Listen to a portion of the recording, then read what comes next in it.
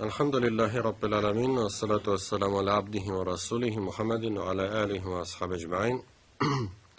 Barcha maqtovdan lavlar Alloh taolaga gina tegishli. Ham payg'ambarimiz Muhammad sallallohu alayhi va sallamga, uning sahabalarına, tabi'inlarga, ham ularning yo'lini davom etuvchilarga Alloh taolaning marhamatlari bo'lsa edi. Bugun so'zimiz to'g'ri bo'luv ham iymon haqida hadis bo'lacak. Abu Amr Sufyan ibn Abdullah Al-Thaqafi radıyallahu anhu aytgan, bir vaqt men ey Allohning elchisi, menga islom turunda men sendan so'ng bir kimdan da so'ramaslik so'zlar ayt dedim.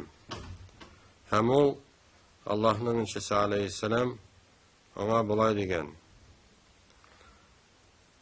Qul amantu billahi thumma istaqim. Men Allohga iymon keltirdim deb aytdi, onları to'g'ri bo'l. Demak, mana bu hadisda Payg'ambarimiz sallallohu alayhi va sallam islom dinin ikki so'z bilan anlatgan. Ol dinimiz ol iman keltiruv, Allohga iman keltiruv ham to'g'ri bo'luv. Ham endi umuman Alloh taolo da Qur'onda shusha turada aytgan: A'udhu billahi minash shaytonir rojim. Fastaqimu ilayhi wastaghfiruh. Ona qarata to'g'ri bo'ling'iz, ham ondan g'afur etuvni so'rag'iz. Endi narsa iymon ekan biz bilamiz. Alloh taolaga iymon keltiruv, ul oning birligini tanuv, o'sha baratik Alloh taolagina butun narsalarni borliqqa keltirgan, xoliq qilgan ekanini ishonuv. Hem şulay endi Alloh taolaga iymon keltiruv. Endi boshqa aqida negizlarına da iymon keltiruvni o'z ishini oladi. Chunki Alloh taolo xoliq qilgan, borliqqa keltirgan farishtalarni biz farishtalarga da ishonamiz. Onları ul payg'ambarlarni jibergan Alloh taolo kishilarga Allohning so'zlarini yetkazir uchun. Onları payg'ambarlarga kitoblar indirgan. Onları biz Alloh taolo qarshısında qiyomat kunida javob beracakmiz. Ham bütün narsa da Alloh taolaning taqdiri bilan. Mana shu narsalarga iymon keltirgandan so'ng, niq etib ishongandan so'ng, inongandan so'ng biz narsa shunga tegishlimiz, demak to'g'riliqli bo'larga. Endi Alloh taolo Qur'onda aytgan: Innallazina qalu rabbunalloh thumma istaqamu tatanazzalu alayhimul malaika alla takhafu va la tahzanu. Shunliqda Rabbimiz Alloh deb aytib, onları to'g'ri bo'luvchilarga farishtalar inar. Hem olar qo'rqmag'izda, qayg'irmag'izda deb aytirlar. Onları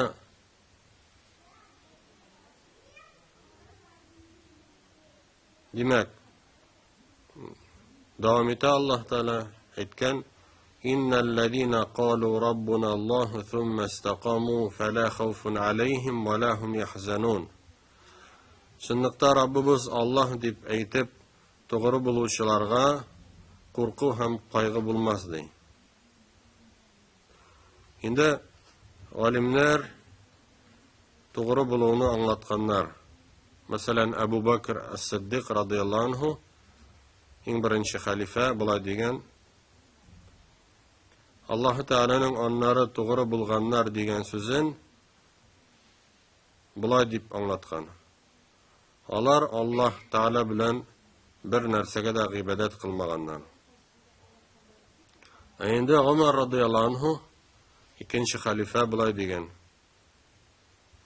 Rabbimiz Allah deb aytib, onları to'g'ri bo'luvchilar degan oyatni o'qiganda, ular Allohga toypilishsiz itoat etganlar, tulki kubik burg'ulanmaganlar degan. Demak, to'g'ri bo'luv ol bir Alloh taolagagina g'ibodat qilib, shusha bir Allohlikdan toypilishmoq deganni, toypilmoq deganni anglatar. Onlara Al-Qushayri aytgan, to'g'ri bo'luv ishlarda komillikka erishuvga, yaxshi ishlarni tartibga solarga yordam etadi. To'g'ri bo'lmovchilarning tirishligi aramga ketadi, umtilishi foydasiz bo'ladi degan. Demak, bizga to'g'ri bo'larga kerak. Iymon keltirgandan so'ng Alloh taolaga itoat etirga, bo'ysunirga, ona g'ibodat qilirga, amal qilirga tiyishlibiz. Chunki amal qiluv, Alloh taolaga bo'ysunuv o'sha imonimizni rostlovchi, dalillovchi bo'lib turadi. Anları to'g'ri bo'luvchilarda albatta ular xato ishlovlari mumkinlar. Ularning da kimchiliklari bo'lishi ehtimol. Ham Alloh taolo aytgan, "Fastaqimu ilayhi vastaghfiruh." Ona qarata to'g'ri bo'ling'iz, ondan g'afur so'rag'iz.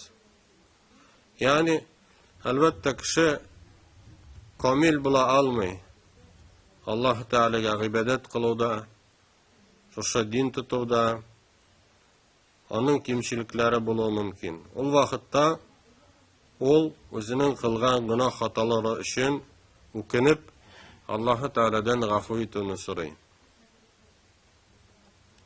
Anları Peygamberimiz aleyhisselam bo'lay degan, "Saddidu va qaribu." Dürüst narsaga tutunig'iz ham yaqinayig'iz. Ya'ni albatta kishi butun narsani yerine yetkirib ishlay olmasqa da mumkin. Lekin onu yerine yetkirib ishlarga umtila, tirisha, butun kuchin sola. Hem indi g'umman o'rtacha bo'lirga umtila.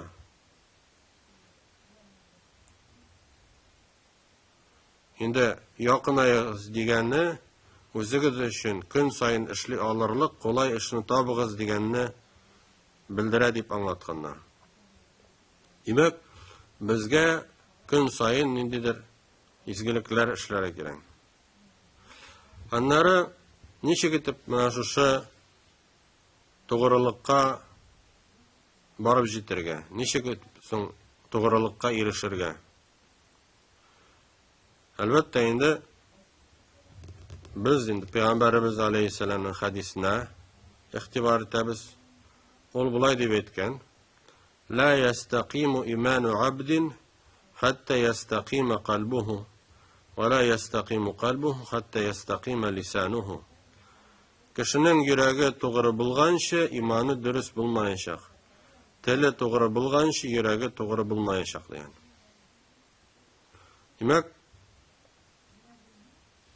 Demek bizning yuraklarimizga ehtibor etira kerak.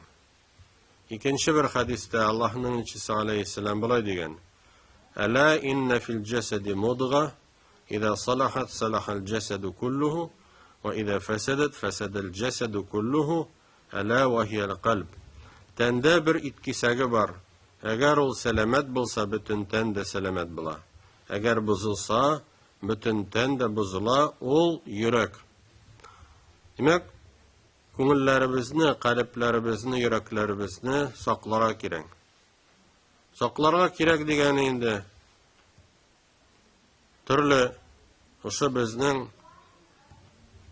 ko'nglimizga zarar keltira turgan narsalardan yiroq turga deganni anglatadi. Gunohlardan yiroq bo'lirga.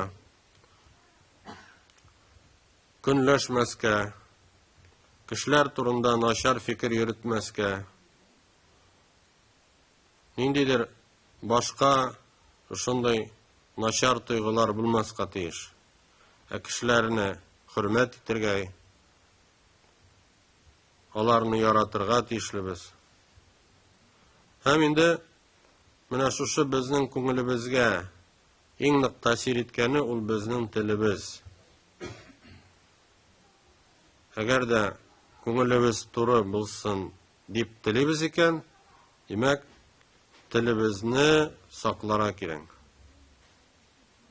Tilimizni nashar so'zlar so'ylavdan, g'aybat so'zlar so'ylavdan saqlarga. Alloh taolo tiygan narsalardan onu bizga saqlara kerak. Peygamberimiz aleyhisselam bulay deb aytgan: "İza asbaha ibnu Adam fa innal a'da kullaha tukaffiru al-lisan wa taqul ittaqillaha fina fa innama nahnu bika fa in istaqamta istaqamna wa in i'wajajta i'wajajna." Kişi irta bilan yuqadan turganda onun bütün ağzalari tilga mürajaat etilar. Bizning haqda Allah'dan qo'rq, chunki biz baribız da sina beyli. Sen to'g'ri bo'lsang, biz da to'g'ri bo'larmiz. Sen to'g'rilikdan toypilsang, biz da toypilirmiz deganlar.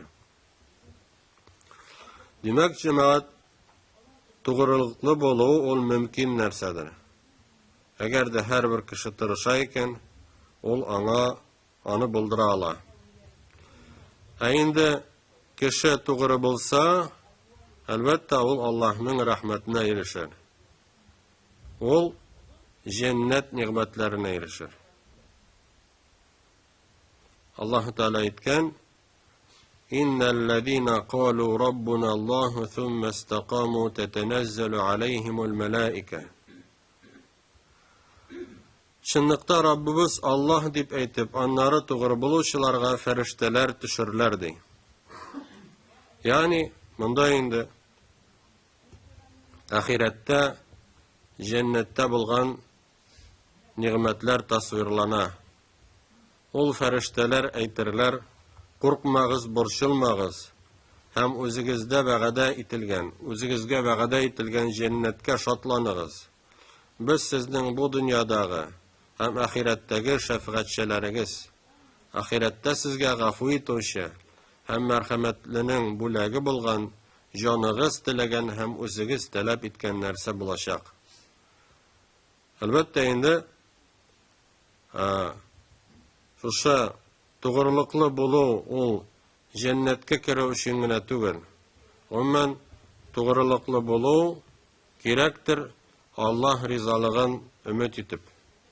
Alloh taolaning rizolig'ini umid etib to'g'rilikli bo'lirga. Çünkü cennetni Allah Teala barlığa getirgen. Cennet ol mahluk nersedir. Cennet için gene amel kılmıyorlar. Allah Teala'nın rizalığın ümit etip, imanlı bendeler Allah Teala'ya itaat eteler. Onun kuşkanların öteler, tıygandan tıyılalar.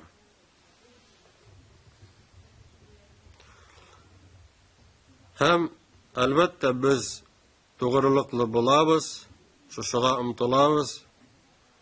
Nishik onu Muhammed aleyhisselam peygamberimiz qilgancha. Alloh Teala aytgan ona: "Fastaqim kama umirt." Sina buyurilgancha to'g'ri bo'ldi. Yani biz o'ylagancha to'g'rilikli bo'lmaymiz. Nishik bizning dinimizda qaralgan, shu ravishda to'g'rilikli bo'lish kerakdir. Hem elbette Peygamberimiz sallallahu aleyhi ve sellem ol mana shuni bizga ko'rsatdi. Ol elbette